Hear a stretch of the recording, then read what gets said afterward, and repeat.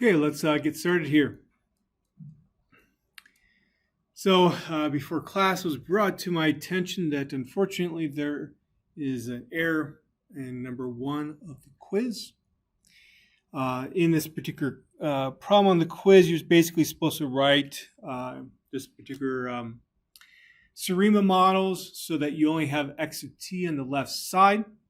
When I did the derivation myself, I went back to some old notation that I used many years ago for some reason, where on the MA side, I actually would have negatives there when you write out the model, let's say in the first step, when it should actually be positives. In our class, we've only used positive signs in front of the thetas,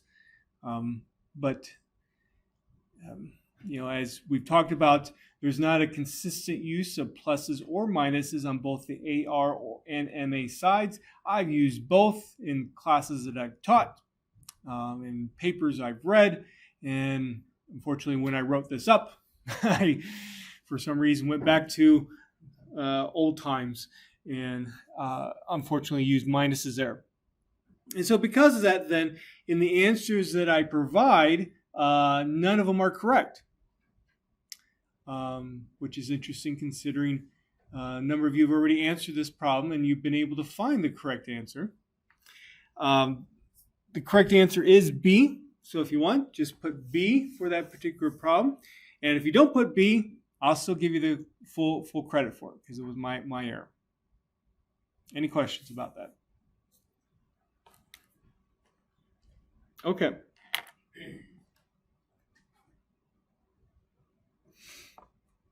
So for today, 3 subsections. The first one was the second part of these SARIMA models, where we actually looked at an example, model building example with the OSU data.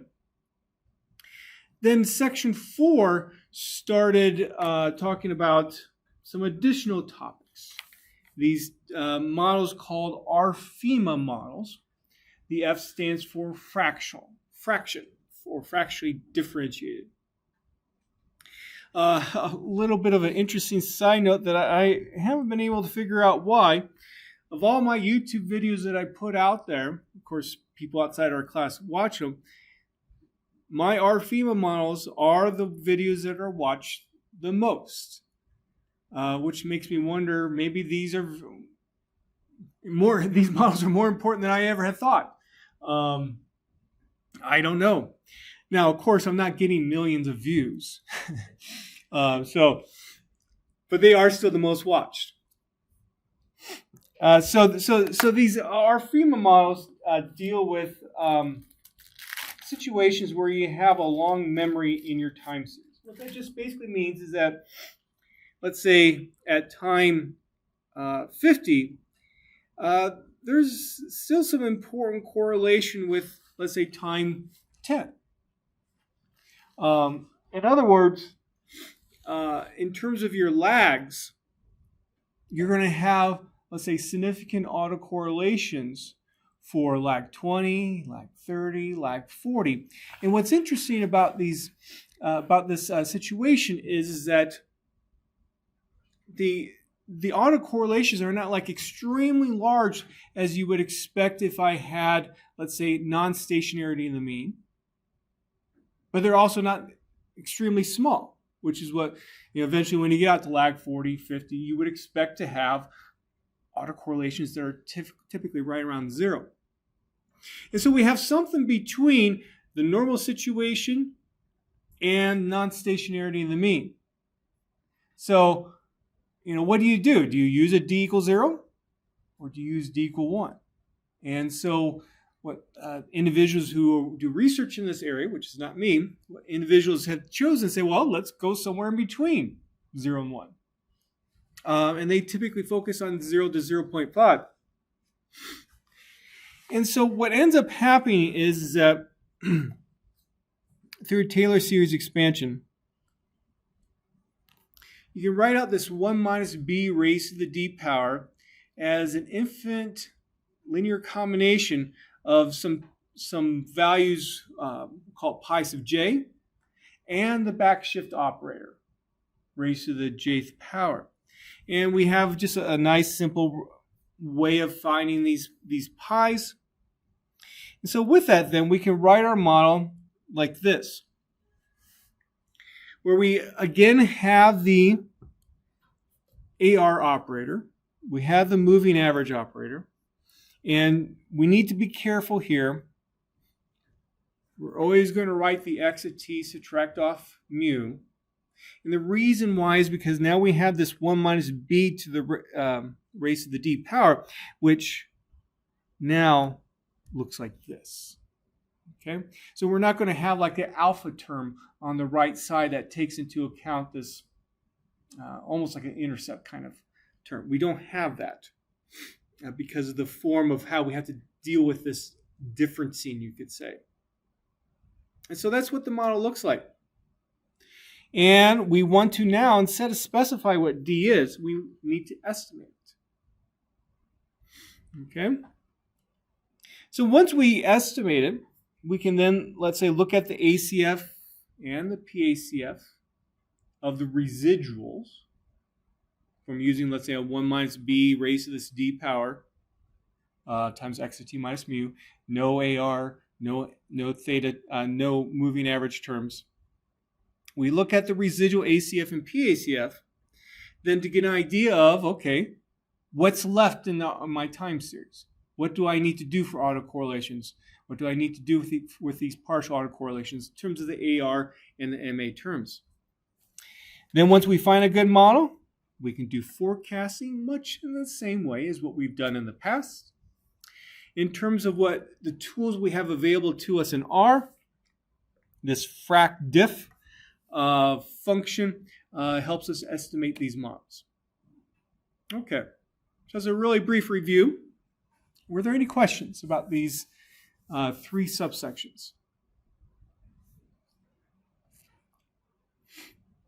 Okay, so project number 4 is due on Thursday at 8 p.m.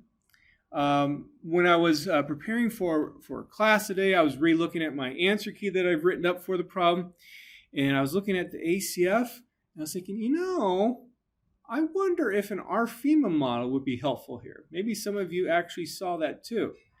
And when I constructed this project back in January, I knew I wanted to get up to the SARIMA section, so I just said, okay, we're going to go up to there. I'm going to construct the project, and ARFIMA models weren't even in my mind at the time. And now when I was looking at this answer key again, I was like, wait a second. It would be interesting to do that. And I only did a little bit of more exploration about what would happen if I did try to do that. And if you remember, there is a second package in R that estimates these ARFIMA models called ARFIMA. That particular package actually does allow you to incorporate some seasonal components to your model. I've played around with it a little bit. I decided I need to stop there because the purpose of this problem was to investigate these SARIMA models. But anyway, it still would be interesting to explore this further. So do not use ARFIMA models for this particular problem.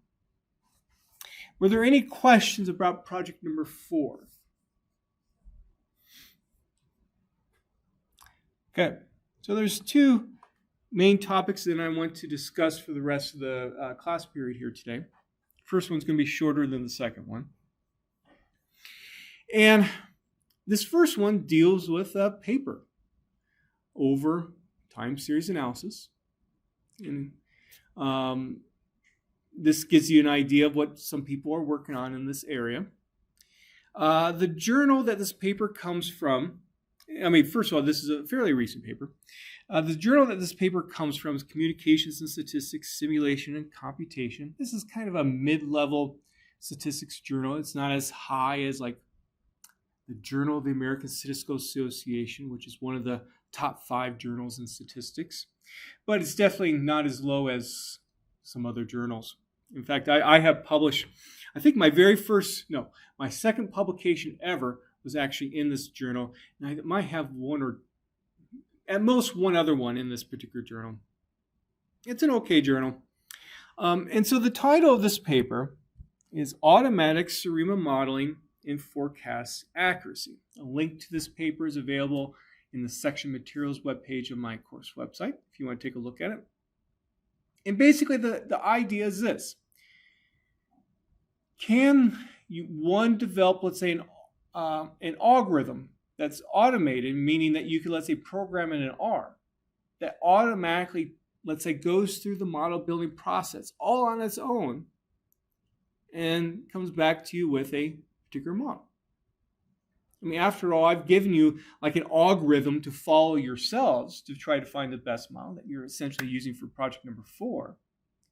But maybe we could just simply kind of program that into R and just say, okay, R, go find the best model. And so that's what they were interested in doing. And people have proposed some of these methods in the past. And as you might expect, since we don't go over those methods in class, I haven't been fully satisfied with them. But still, it's worthwhile to see if one could try to do this.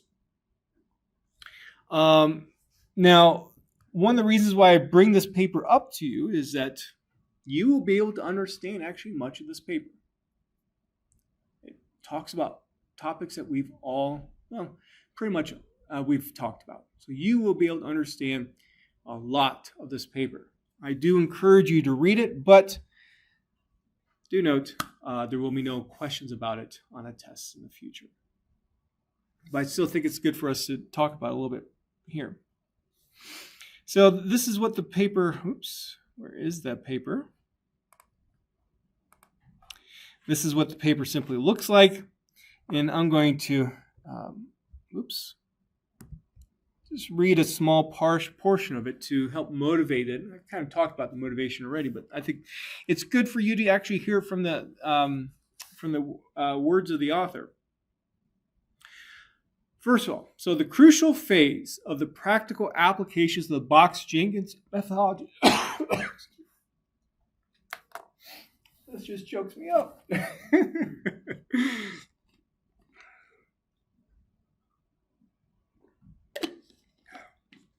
So up until the ARFIMA models, or I should say, the stuff that was in our section 3 is often referred to as Box-Jenkins methodology by some people because these two statisticians, Box and Jenkins, are the ones who came up with it. And so that's what they mean by Box and Jenkins, our section 3 stuff. Okay, so the practical application of this methodology is the specification and verification of a suitable model. It happens anywhere in statistics. You need a suitable model.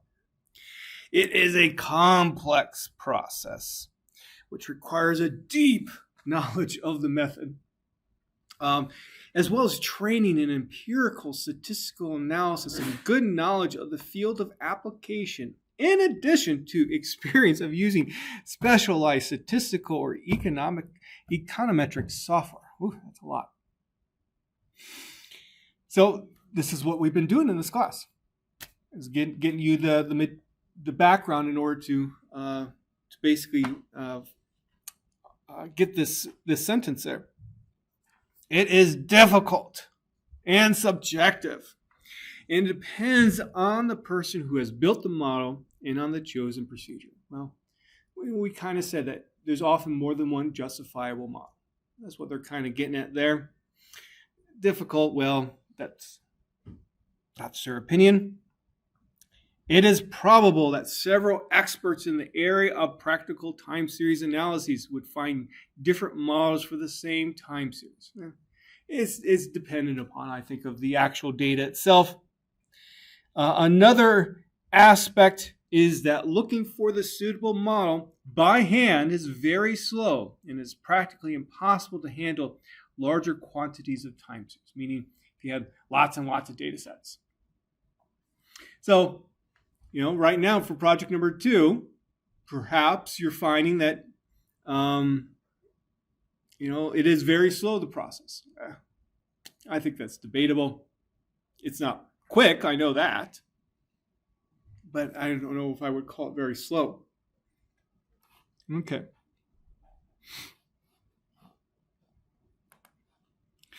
But, many of you will be writing papers yourselves. This is in the introduction of a paper. Right now at this stage, this is paragraph 2. They are trying to say what the problem is. And then next, what they're going to do is talk about, hey, I've developed this wonderful method to solve it. That's what my paper's about. And so they're trying to sell their work here. And you'll see this in any statistics paper. Now, the authors go on to say that they were in the past, until they wrote their paper, skeptical that someone could come up actually with an automated procedure to do this stuff. But I guess they've been convinced otherwise.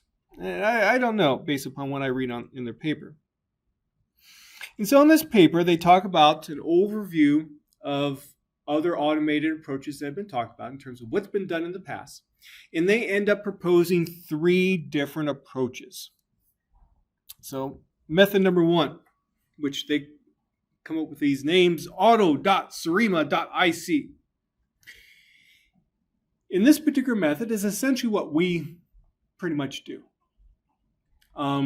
Except they've actually come up with an algorithm automatically that they programmed in R. So for example, rather than somebody actually looking at, let's say, the ACF plot, a PACF plot themselves and making judgments, they will have R say, okay, I need all my autocorrelations, all the partial autocorrelations to be within those dotted lines, essentially, that you see on those plots.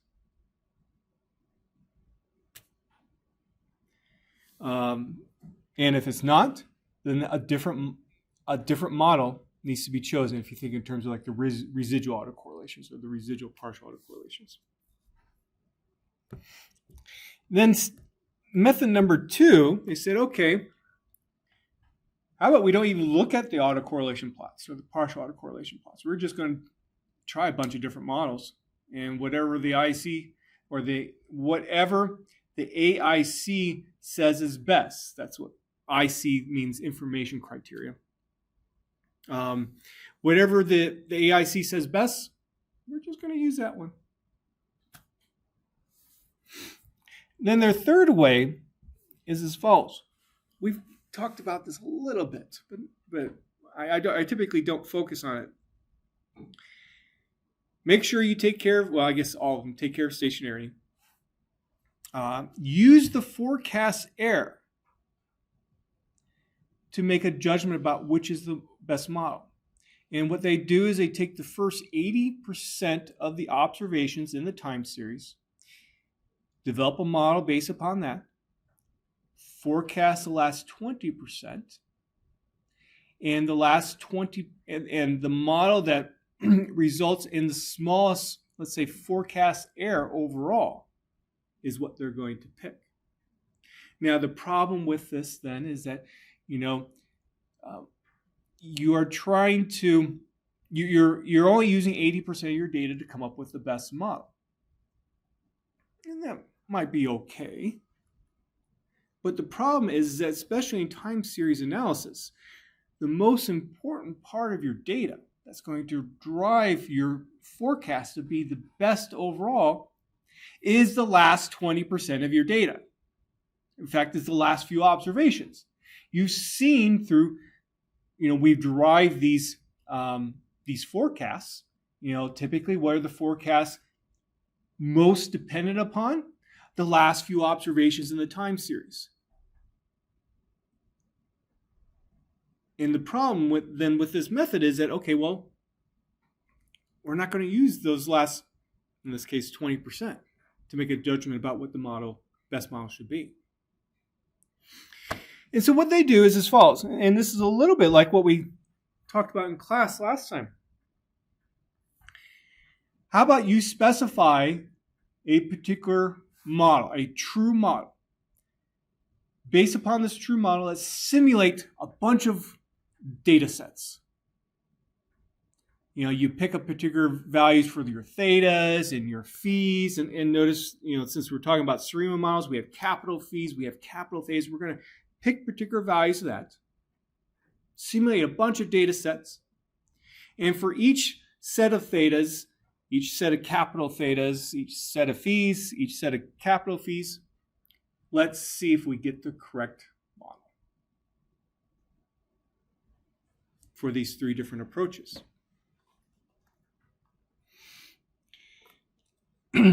Now note, this is quite fitting for today. The thetas that we're going to see in their paper, they are the negative of the thetas that we use in our class. So they are actually using a slightly different notation, essentially what I had used when I wrote up the answers for number 1 on the quiz. So in total, as you will see, there's a bunch of different thetas, bunch of different fees. They have 4,096 different models that they're investigating. And for each, they're going to simulate 100 data sets, each with a sample size of 500.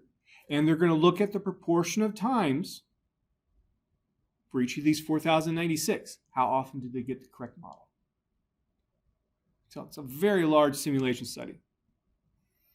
And as you might expect, since it's such a large simulation study, they're going to need to come up with a good way to summarize the results so that one can make sense of it. And so what they essentially do is what's often referred to as a heat map. Go to those figures.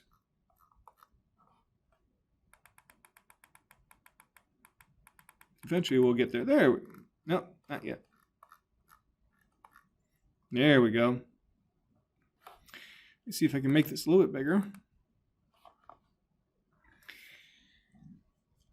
Okay. So at the very top, I think it's big enough so that you can see it. You have AR, you see that? And then you have some columns labeled 0, 0.2, 0.4, and so on.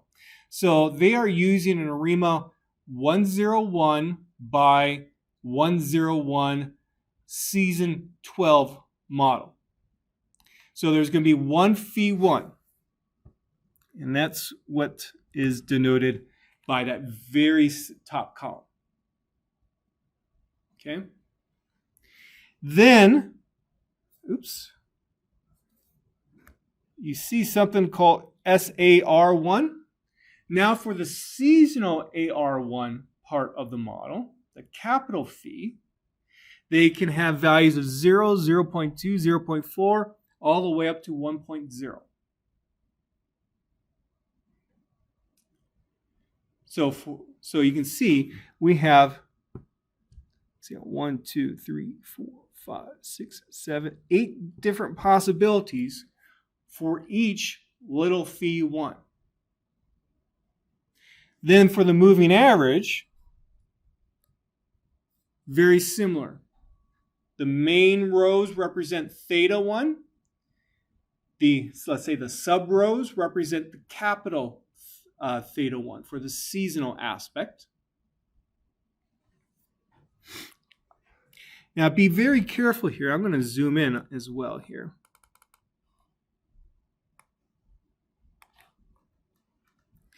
Notice that they do not always equally space these parameter values. So we have 0, 0.2, 0.4, and then once we get to 0.9, once we get to 0.8, I should say, then we go not immediately to 1, as they were going by 0.2.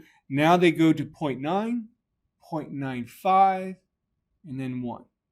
Why do they do that? Is it because they're anticipating that this procedure is going to have problems when you're so close to having a value of 1.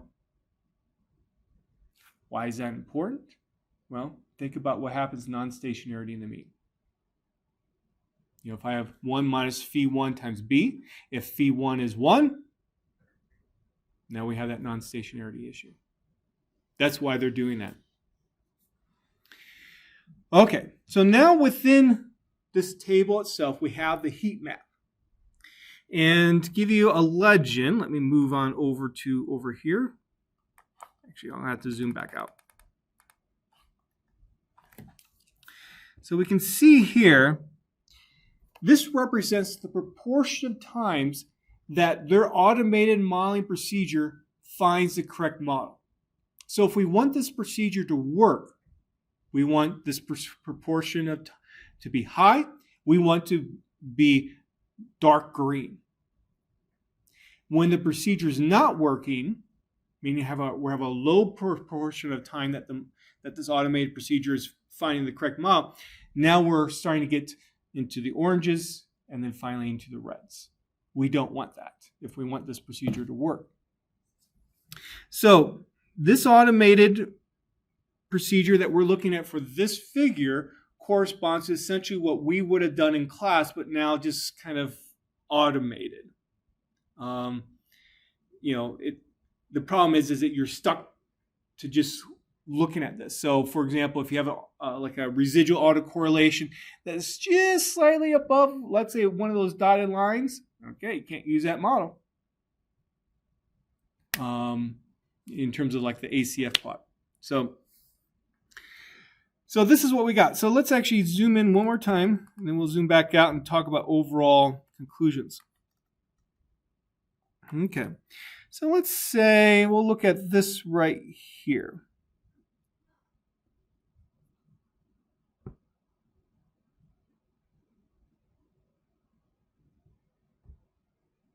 Okay, so you can see it's kind of a lightish green. So when phi 1 is 0, capital phi 1 is 0.8, theta 1 is 0, capital theta 1 is 0.8. We're in the light green, which means then,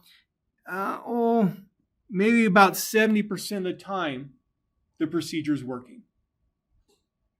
It's choosing the correct model. So, overall, based upon what you see in this plot, where is this automated procedure having problems then, finding the correct model?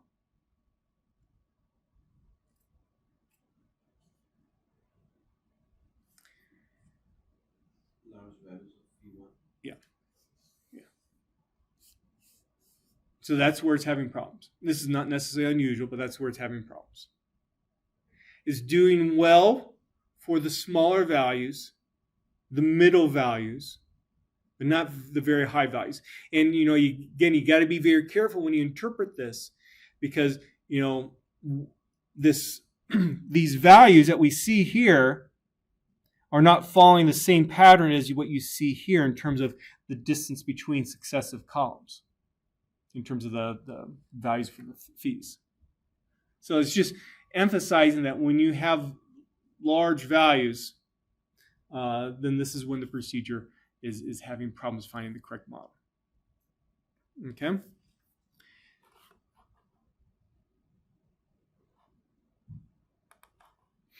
Let's see here. So figure 5 is basically the same kind of diagram. You see a very similar result. Note that this is for their third different way of coming up with what the best model is, and meaning it uses forecast error, and we see some very similar results. Okay.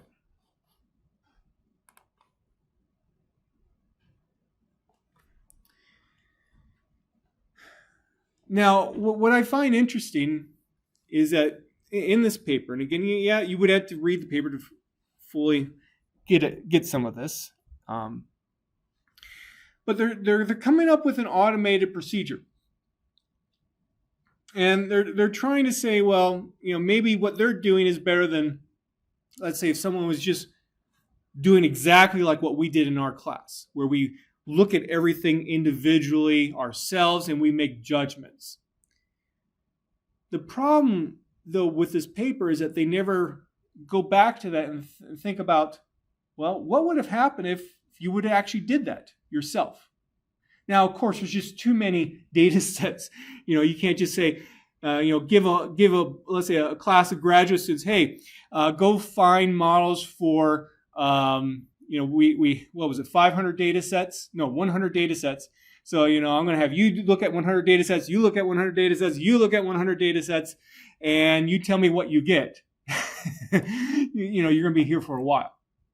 But they never come back to that, which I find interesting because I would like to see how well this actually would perform through like exactly what we would do in our class. Now, the way that though they try to sell this idea in their paper is that let's say that you have a bunch of data sets that you're all looking at or that you need to look at, and you just can't manually look at them all yourselves. Then this might serve as a better alternative. And they also talk about other automated procedures in the paper, but then they never make a comparison to them. I like to know, is what they're doing better than what has already been proposed? And that's kind of surprising that they would not do that. Okay, so this about 15-minute discussion was just meant to show you what's done for time series analysis research. This is one example paper. I'm going to say again, this is a high-level paper, but it's definitely not a low-level paper either. Any questions?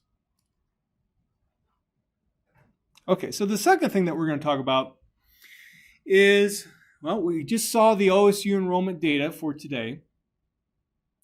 What if we apply these methods to now UNL enrollment? What would happen? And so that's what we're going to do. Well, this is going to give you another example of the model building process. And it's in an example that is obviously of interest to us right now because we are at UNL. Enrollment's a big issue. I remember, let's see, when the previous chancellor of our university took over, I remember the press conference that he had. This was probably about 10 years ago. And he had taken over after someone had been in it for about 15 years. And he said, well, now that we're in the Big 12, we need to increase our enrollment. We are going to get enrollment up to 35,000. And he was saying then, well, we're going to start hiring faculty. Then with that in mind,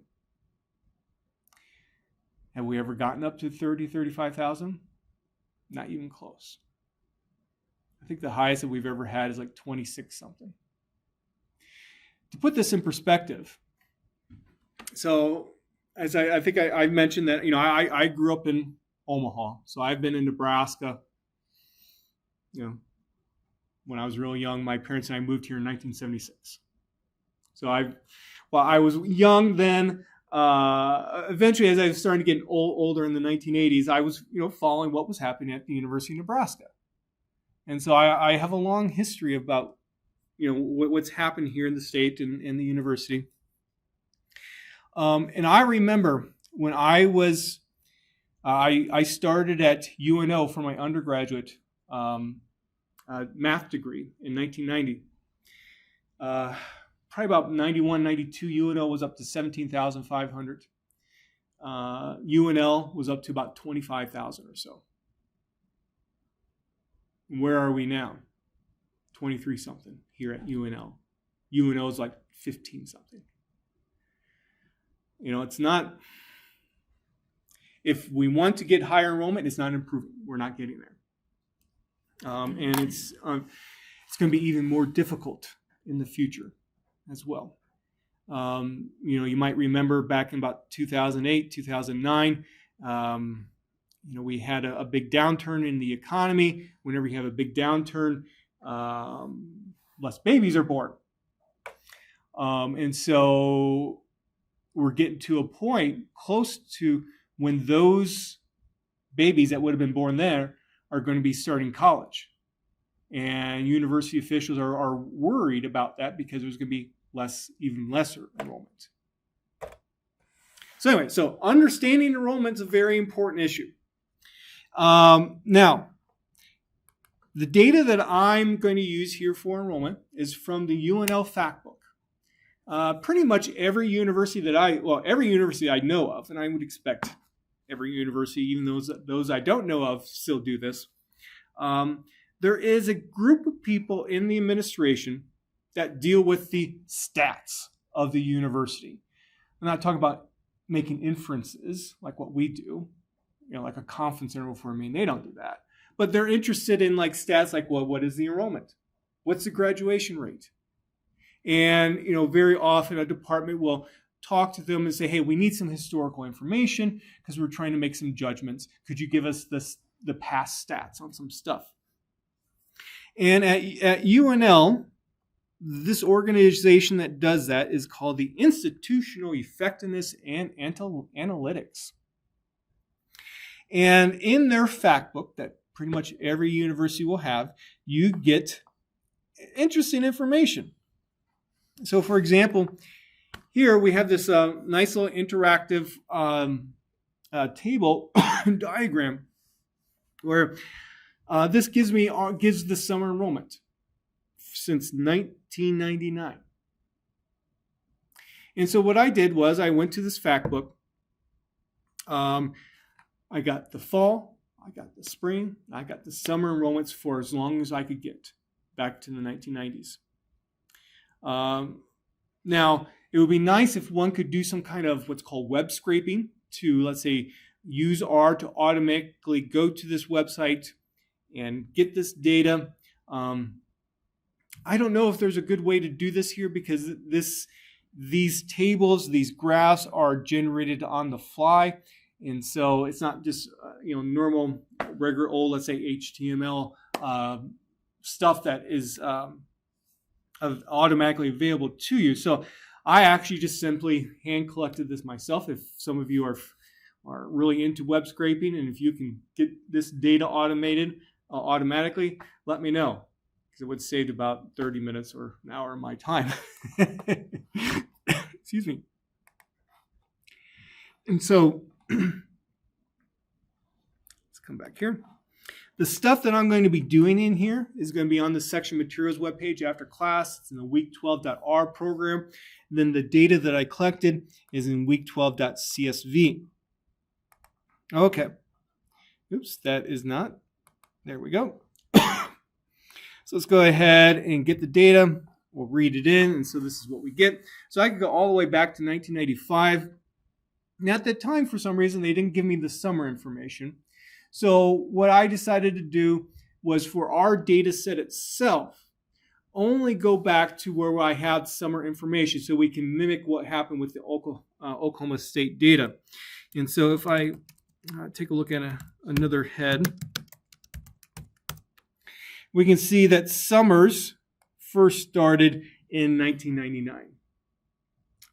And so my first observation that I'm going to use in my data set goes to fall 1998 because you could say that this is like one school year or one normal year of school. Okay. And so what I need to do now is remove this first few observations in my data. And so the way that I do that is here's set one that contains my data. And I'm going to combine together 1:6 means 1, 2, 3, 4, 5, 6. The first 6 observations I do not want. Also, I'm going to remove observation 82, which is the most recent observation that I have available to me, the fall 2023 enrollment. For some reason, spring is not there yet. And so the reason why I'm going to remove fall 2023 is because I want to see how well this model could do with our most recent semester. So to remove that, then, I put that into the row indice for set 1, and then I put a minus out in front of it saying, I don't want it. And so if I do that, put it into set 2 for the lack of a better name, now you can see that indeed I am starting at fall 1998. If I do a tail of my set, you can see that I do not have fall 2023 in there. My data for my enrollment is in total. So what I'm going to do is I'm going to pull total out and just simply put that into X. And this is all my observations. So we have about, I think, 78 observations in total. Let's take a look at a plot of the data. I use very similar methods to what we've done in the past. So I'm not going to go through the specific codes unless there's questions. And this is what we get. So this kind of looks a little bit like what you saw for the Oklahoma State data, where the first blue dot here is fall 1998. And then during spring, we have a little bit of a reduction in the enrollment. So here's spring 1999, where you see where my mouse is. And then during the summer, we go down even farther. Now the following fall, we go back up, and so on. Okay? So, what are we looking at for this plot? What's, let's say, step one in the model building process? What do we want to consider? Stationarity. Okay, so we have mean, we have variance. What do you think about variance?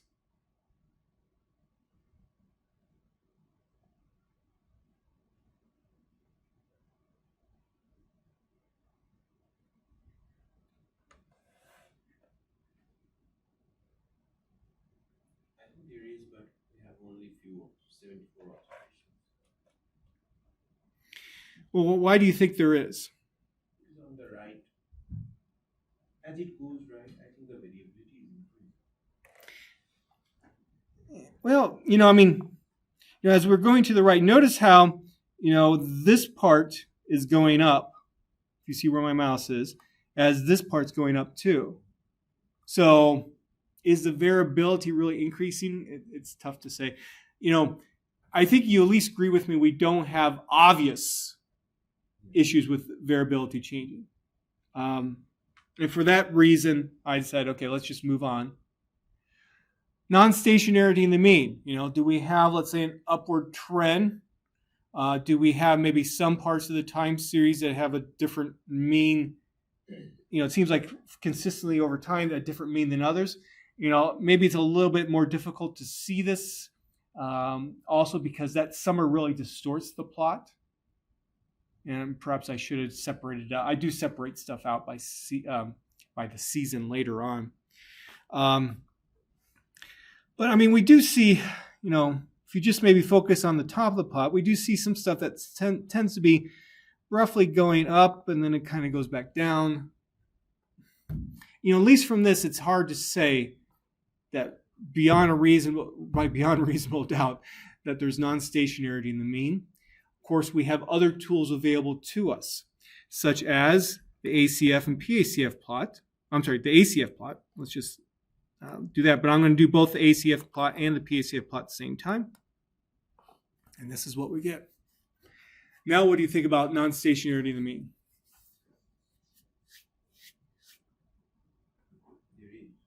Yeah. I'm worried about it. We have these high values consistently over the different lags, similar to what we saw with the Oklahoma State data. Also, take a look here. It's every 3 lags, just like with the Oklahoma State data. So non-stationarity in the mean with respect to the season is something that we should definitely investigate to see what happens. But the plot also gave a hint of that, right? You mean I'm sorry, what? The previous plot. Because if we look for fall and spring, we can see that there is increasing. Yeah. So what you could do, and this is where, perhaps I should have done this, broken it up by season, and then just did a plot for fall, spring. If you can somehow always look at the top here, you can see that, well, yeah, we're kind of going up. We're going up. Non-stationarity in the mean with respect to the season. And so that's, I think, what we're seeing. Just from, and I said earlier, or a few minutes ago, just from looking at the plot here, there's not obvious to me And perhaps that statement's made because it's harder to see when things are mixed up with spring and the summer too. But that's why we look at more than one. So we have more than one tool available to us. Okay. So let's do some differencing. So remember, to do differencing, we can use the diff function. We're taking differences of x. Now, since this is seasonal, we have to put lag equal 3 there. And we are taking first differences. So I'm going to do the ACF and PACF plot. Let's see what we get. Okay, we no longer have that same issue with non-stationarity in the mean that we saw with the ACF plot. And so, what do we see here? I think we can start thinking about, we should also take a look at, let me just do this. Here's the plot of the data itself over time.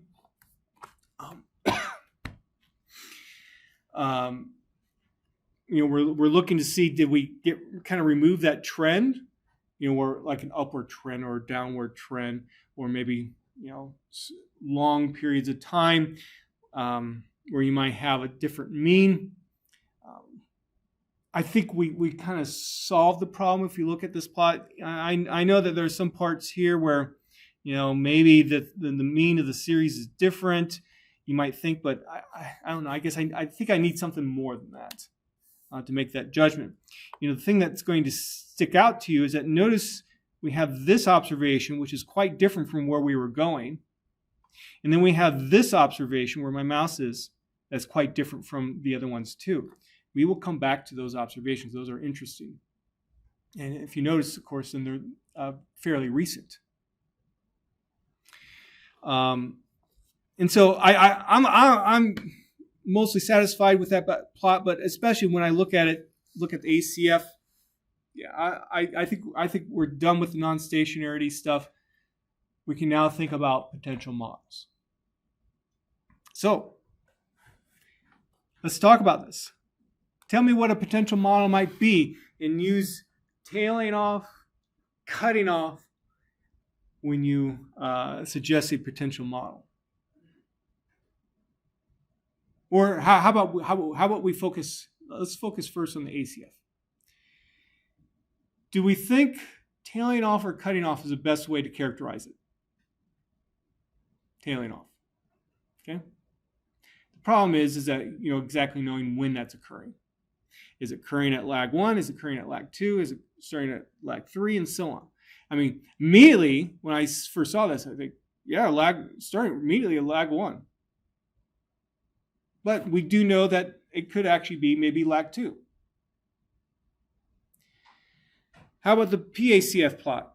Is it cutting off or tailing off? It's a little bit more difficult.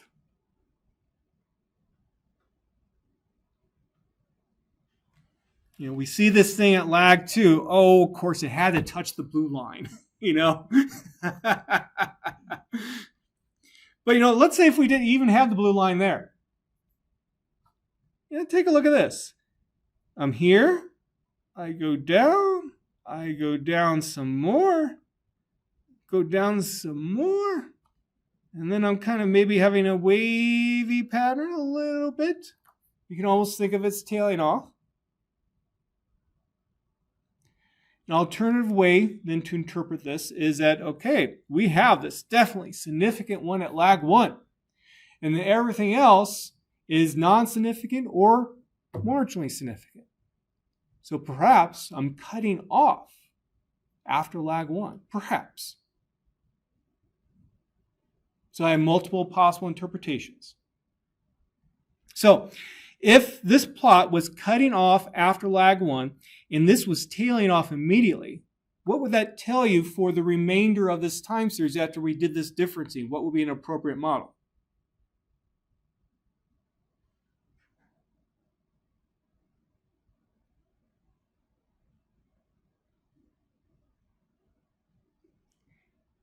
ARMA?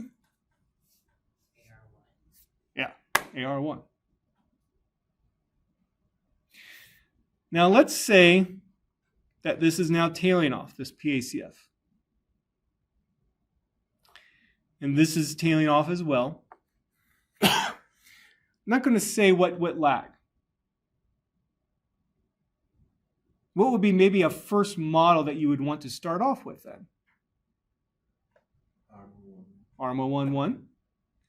And then from there, make adjustments as needed.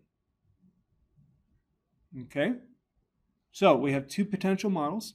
Let's see what happens with those two potential models.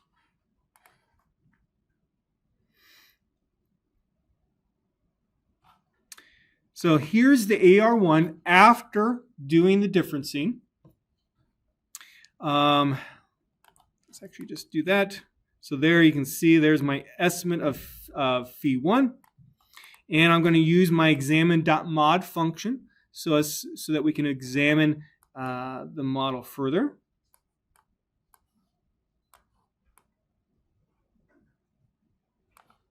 And so let's look at the plot.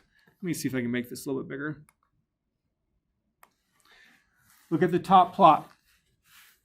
Standardized residuals. Do we have any outliers?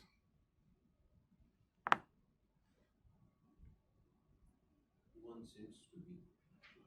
Excuse me? There is one that looks like an outlier. Like here? No, the other. This one? Yeah, a little bit less, I should say, than -3. Maybe that one too. Again, we have 78 observations. And if we were to use, let's say, alpha 0.01 to make a judgment about how many should be outside of plus or minus, officially it would be 2.58. We would have like 2. So it's not really unusual to have that many outside of that. But still, it would be interesting to take a closer look at those two particular observations. What else? Do we have, let's say, long periods of time where we're having maybe all positive or all negative standardized residuals? That's something else you should address with this kind of a plot too. And we do have some periods here where we tend to have positive, although some of them are like really small. It's debatable whether or not this is something to be concerned about. What I would now think about, okay, let's see if this issue is coming up when I'm looking at the residual ACF and residual PACF plot. And so we look at the residual that is not good, what I just did there. Let's recreate the plot.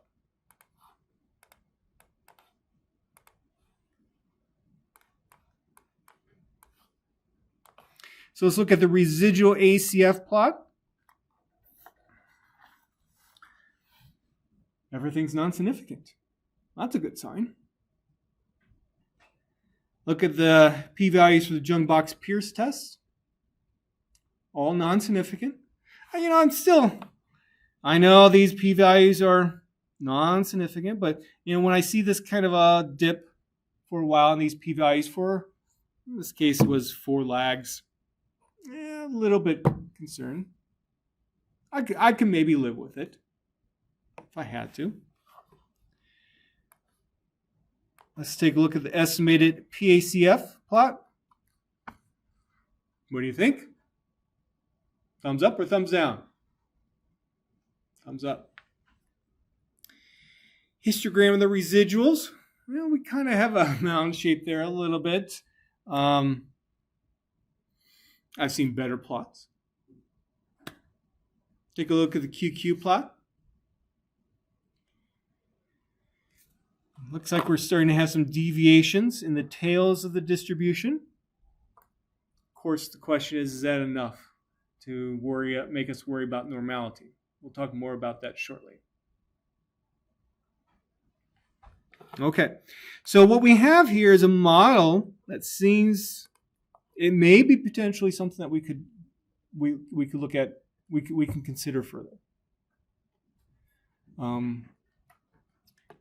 We'll talk more shortly. Let's take a look at the what would be the REMO 101 by 010 model. So you can see the AR and MA, AR and MA parameters, estimated parameters. I guess we didn't look at the p-value before for the one AR parameter. That's small. Notice these p-values are small as well, though the MA is marginally significant. Okay, so let's take a look at this plot. So the very top plot, we see some similar things to what we did before in terms of those two a little bit larger in absolute value standardized residuals.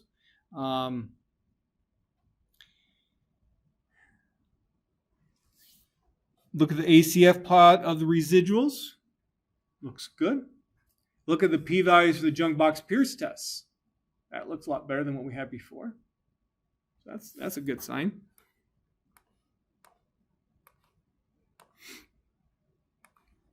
PACF plot looks good. Histogram of the residuals, similar to last time. Normal QQ plot. This looks a little bit better than what we had before. We still have some stuff that's a little bit deviating from the line, but it looks better than what we had before. Okay. So based upon what I see here, my initial feeling between these two models is that the second one might be a little bit better. I'm going to still consider that first one. I want to see what the AIC is before making a final judgment. But I'm leaning towards this second model here.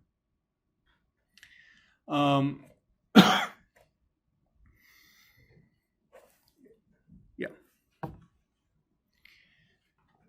And looking at these residuals, they're not really telling me any suggestions about changes to the model. I don't really think there's justification to look at another AR term or another MA term. And so as long as I'm okay with the normality issue, I think I can move on. Let's talk a little bit more about the normality issue. This is something that we've discussed before, but I think it's still helpful to talk about here some more. So this normal QQ plot here, I'll be honest, it doesn't bother me. Even though you see some of these points that are a little bit farther from that line, it does not bother me. We've talked about how you have to be careful about sample sizes when you make investigations about normality. We have a sample size of 78 here. Now, very often in your first stat course, you're taught that sample size of 30 is the magic number. But that's to estimate the mean. It doesn't say anything about extreme portions of your distribution. And so even with the sample size of 78, that is going to be difficult to estimate the tails of the distribution. I don't think we've talked about that too much in this class, have we? I came up with another demonstration to show you that point that I want to go over here.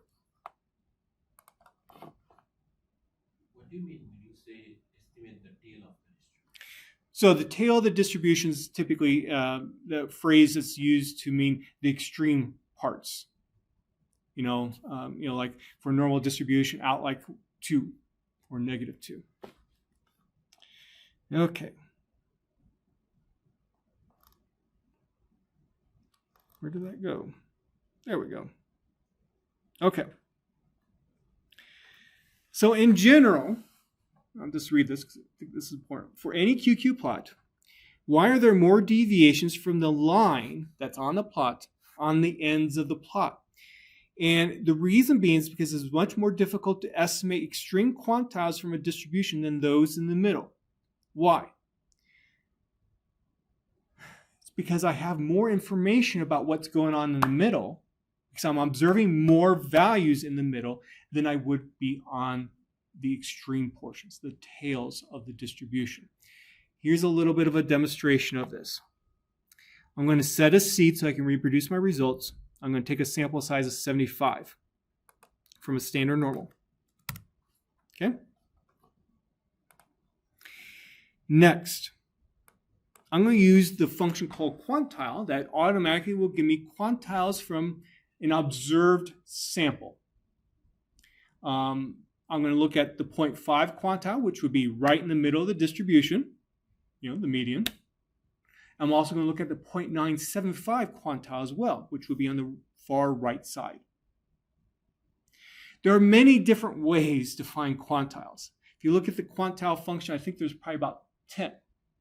I'm just going to use my favorite, yes, I do have a favorite, my favorite definition of how to find a quantile, which is type equal 1, which uses the inverse of the empirical CDF. I don't think it's worth our time to get into it, but I just, for full information, that's what I'm using here. And so I'm going to use quantile function to find the observed quantiles. I'm going to compare it to what the Q norm function would give me. If I say, give me the 0.5, give me the 0.975. This is what we get. So here's the observed median was about 0.066. Of course, the median of a normal is 0. The observed 0.975 quantile from this sample was 1.745. And of course, the 0.975 quantile is 1.96.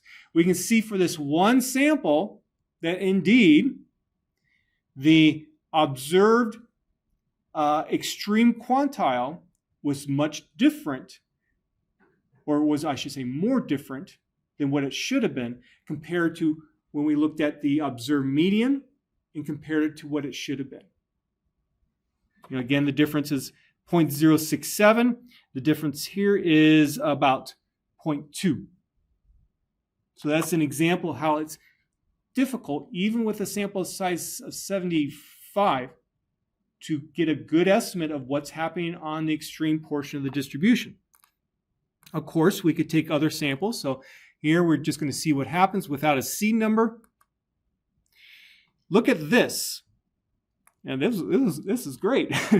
Great for demonstration purposes. 2.63 from my observed, when it should have been 1.96. Here, the median was the observed median was negative 0.05 when it should have been 0. So you can see how I'm going to be off. What's the effect that this is going to have on that QQ plot? We're going to see the point deviate from that line more. That's the effect. But again, I do have a sample from a normal distribution. That's why you have to be careful with these QQ plots. On your own, you can look at this even farther. So just to give you a demonstration here of a QQ plot, this is with the original data that I sampled. So this is what I got. We see a little bit of deviation from that red line, not much, but I could do this a few more times, and eventually I'm going to, and without setting the seed, eventually I'm going to come up with some plots that are going to be not good. So you can see, ooh, look at that. Where my mouse is. That's kind of like what we had on some of those plots. Okay.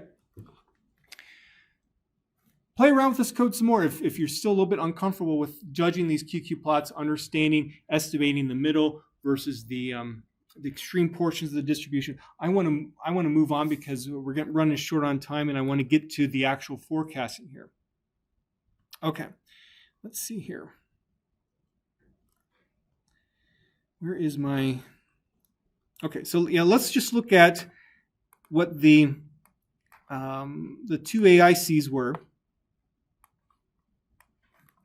So for the AR1 model, AIC was 1056. For the ARMA 1.1 model, the AIC is 1054. Suggesting again that including that extra moving average term is probably better. So that's the model I'm going to go with.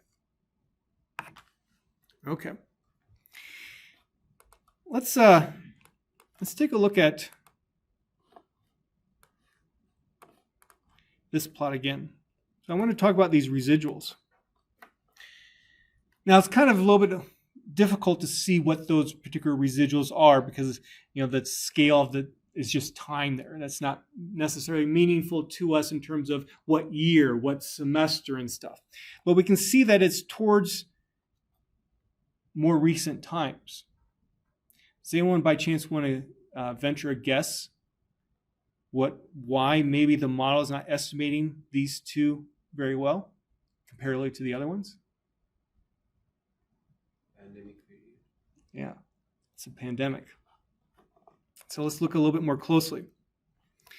So what I did here was I put my data itself, set 2, and I'm going to pull out my residuals so we can take a look at it all at the same time. And so what we're doing here is looking at, well, where do I have these residuals that are farther from zero than everywhere else? Because they just stood out so much. So that positive residual that we saw was summer 2020. That was right shortly after that pandemic started. Then that really negative residual was summer 2021. That's kind of weird that this is happening during the summer. And I had to think about it some. I even talked to my wife about it. Why do you think this has happened? She's not a statistician, but still, it doesn't hurt to talk to her about that kind of stuff. And so why? So what this is saying, let me actually go back.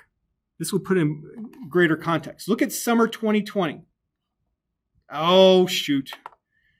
Why did I do that? I had this all set up.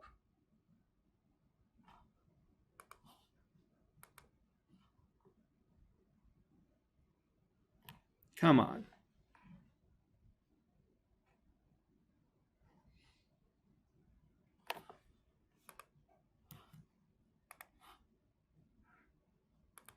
Oh, there we go.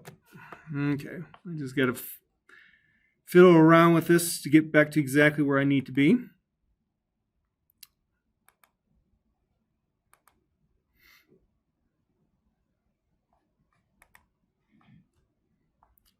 And let's see here.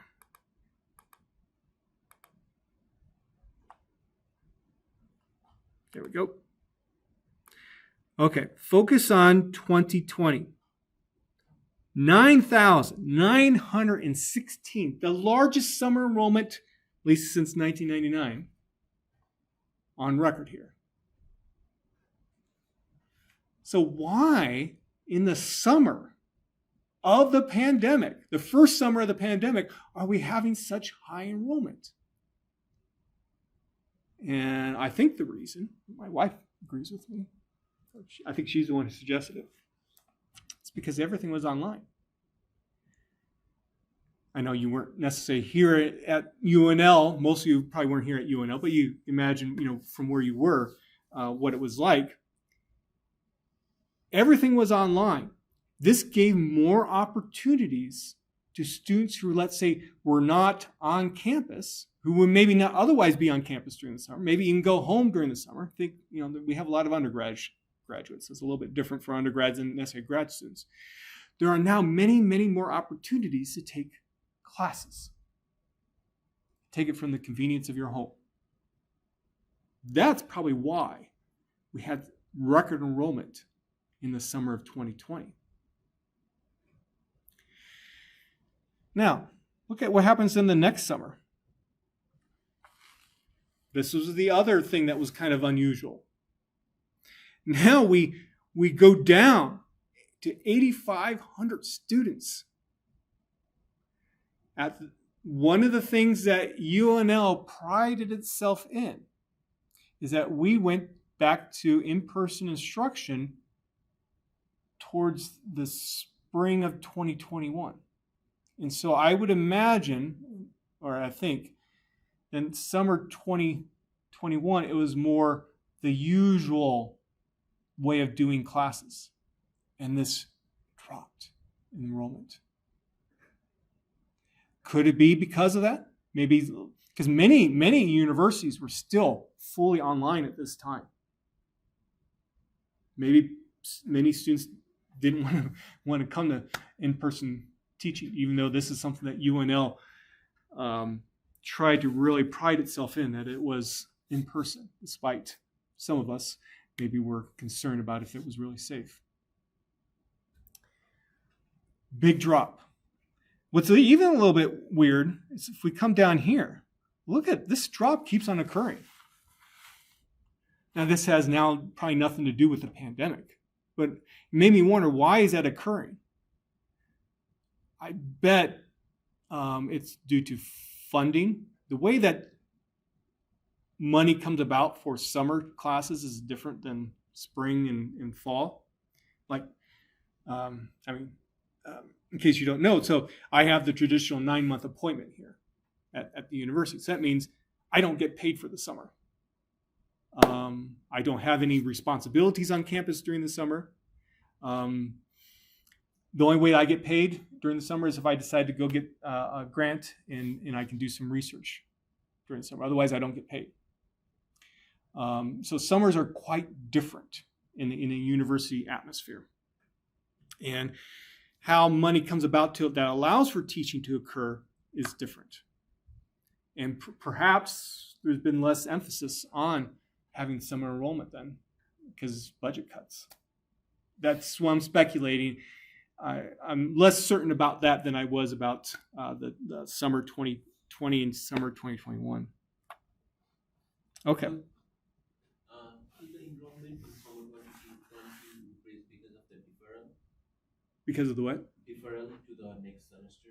So because the pandemic started, so in this spring the pandemic would have already started, right? And let's say if someone got an admission for the spring semester, maybe they won't be able to come there and defer it to the summer. Well, they would have already been on campus in the spring because at least here in the U.S., it wasn't until mid-March that things got bad. So,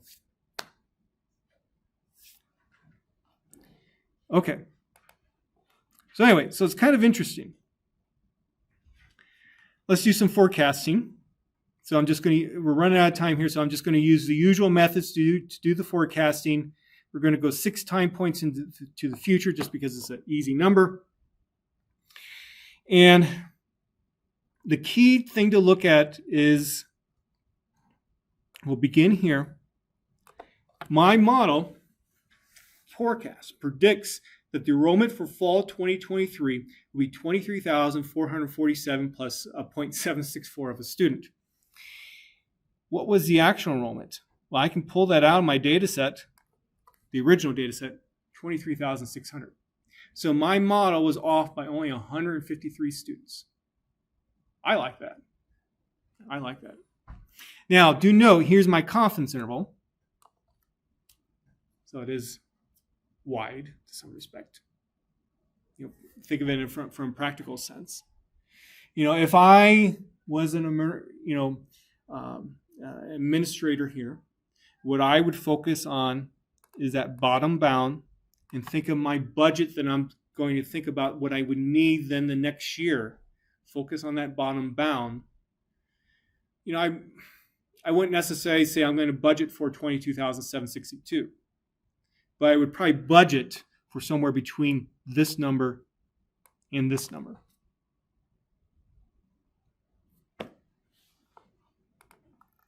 So we can do plots like what you saw in the notes for Oklahoma State. And I'm just going to just copy and paste this.